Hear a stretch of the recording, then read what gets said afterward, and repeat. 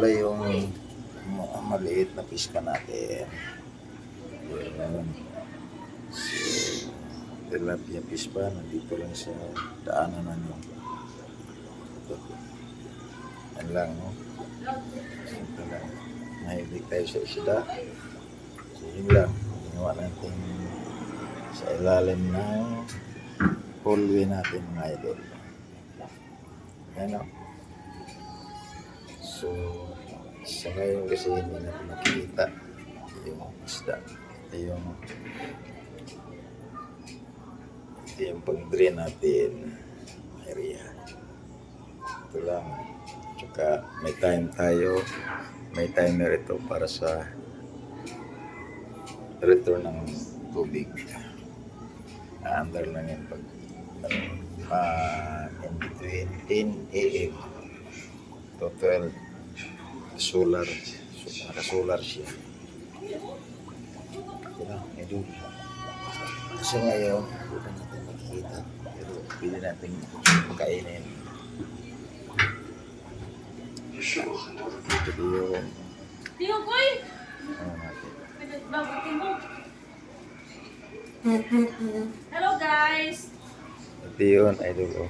Yung solar, tilapia natin. Pero maliit pa yan, mas malaki yung doon, idol. Ayan.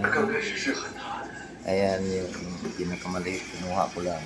Pero makita. Ito yung janitor piece natin, idol. Huwag ka nga ang ganyan. Vlog tayo. Gulo mo. Sige. Ayan. Gulo-gulo. Ayan. Ano sa kamera?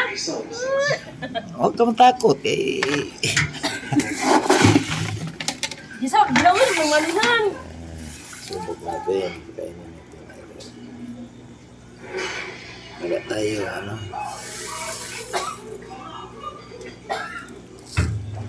So, ito pala idol yung mga ano natin, tilapia natin. Ano to?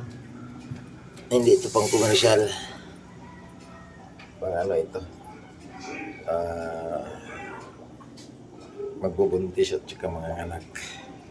Hindi tayo last natin na batch. First batch ko pang ano, komersyal. So, 4 to 5 months kinukuha na namin. Dahil ano yun, hindi siya manganganak. Commercial yun. Pero sa ngayon, kumuha ko ng manganganak siya. So sa ngayon, hindi pa siya kumakain, nagtatago sa ilalim ng tubig. Ayan, mga idol.